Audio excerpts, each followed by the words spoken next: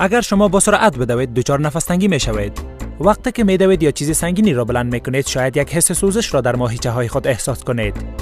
این به این دلیل است که بدن شما به اکسیژن زیادتر نسبت به مقداری که دریافت میکند ضرورت دارد. این گونه کار میکند. اکسیژن موجود در ریه ها توسط خون گرفته شده و به سلول های ماهیچه‌ای برده می شود. درون هر سلول اکسیژن با گلوکوزی که از غذای هضم شده گرفته شده ترکیب می شود. اکسیژن و گلوکوز با یکدیگر واکنش داده و انرژی برای استفاده بدن آزاد می کند و ضایعات جانبی دارد. کربن دی اکساید و آب.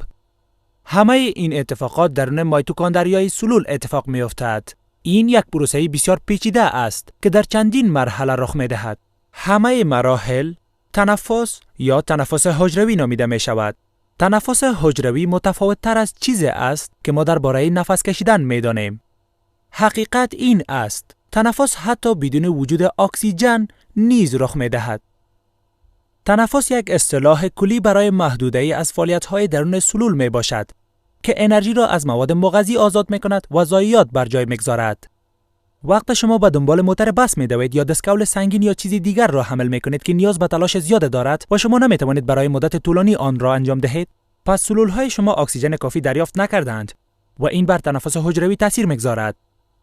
تنفس حجروی منظم که از اکسیژن استفاده می‌کند، تنفس ایروبیک گفته می‌شود. اگر ما اکسیژن را حذف کنیم، این مورد تنفس انایروبیک نامیده می‌شود. تنفس انایروبیک یک پروسه ساده‌تر با مراحل کمتر است. این اتفاق درون میتوکندریای سلول رخ نمی‌دهد، بلکه در سایتوپلازم رخ می‌دهد. در تنفس انایروبیک، گلوکوز بدون کمک اکسیژن تبدیل شده و بنابراین گلوکوز مقدار مساوی انرژی آزاد نمی‌کند. ضایعات نیز متفاوت است. در عضلات شما وقت بدوید، ضایعات لکتیک اسید است. شما وجود لکتیک اسید را در ماهیچه‌های خود مانند سوزش احساس می‌کنید و شما می‌فهمید که قوت کمتری در آنها است. وقت شما تمرین را خلاص می‌کنید تا مدت شما نفس می‌زنید. این بدن شما است که به اکسیژن اضافی ضرورت دارد تا همه لکتیک اسیدهایی که در بدن به وجود آمده را تغییر دهد. اگر شما کار کنید، احتمالاً خواهید فهمید که کار کردن انایروبیک به تلاش بیشتر نسبت به کار کردن ایروبیک ضرورت دارد. حتی دویدن، پریدن و پرتاب کردن و بلند کردن با وجود لکتیک اسید سخت‌تر می‌شود. اما اگر شما بخواهید که تیزتر و قوی‌تر باشید، راه دیگری وجود ندارد. بعضی از تمرینات شما بسیار سخت‌تر بوده چون که ماهیچه‌های شما لکتیک اسید را ایجاد می‌کنند. اما این بدین معنا نیست که تمرینات ایروبیک بی‌فایده است. در مقابل، بدن شما نیاز به تمرین‌های بدون لکتیک اسید نیز دارد.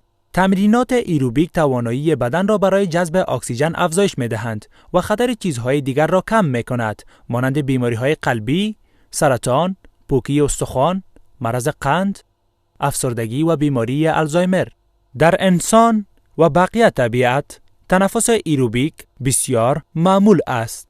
اما ارگانیسم‌های دیگری نیز هستند که فقط از تنفس انایروبیک استفاده می‌کنند. آنها اکثراً باکتریا و ارگانیسم‌های چند سلولی هستند که در محیط کم اکسیژن مانند اعماق اقیانوس زندگی می‌کنند. مخمر که برای پختن نان یا ساختن آب جو استفاده می‌شود، از تنفس انایروبیک استفاده می‌کند. وقت نان بلند می‌شود، سلول‌های مایع خمیر به اکسیژن بیشتر ضرورت ندارند تا انرژی را آزاد کنند. به اضافه انرژی، این فرایند ضایعات را نیز بر جای می‌ماند. اتانول که یک نوع الکل است و کربن دی اکساید که باعث بلند شدن و رسیدن نان می‌شود. وقت سلول‌ها میتابولیزم می‌کنند، ما آن را تنفس یا تنفس حجروی می‌نامیم. دو نوع تنفس حجروی وجود دارد، با اکسیژن و بدون اکسیژن. ما آنها را ایروبیک و انایروبیک می‌گوییم. رایج‌ترین تنفس ایروبیک است. تنفس ایروبیک ضایعات مانند کربن دی اکساید و آب را بر جای می‌گذارد. تنفس ایروبیک گلوکوز را میتابولیزم کرده، در حالی که تنفس انایروبیک تنها بخشی از گلوکوز را میتابولیزم می‌کند. به این دلیل تنفس انایروبیک انرژی کمتر را آزاد کرده و ضایعات ارگانیک را بر جای می‌گذارد. تنفس ایروبیک درون میتوکندریا اتفاق می‌افتد و تنفس انایروبیک خارج از سایتوپلازم رخ می‌دهد. پس سلول‌های شما کار را می‌تواند انجام دهد که شما نمی‌توانید. آنها می‌توانند بدون اکسیژن تنفس کنند.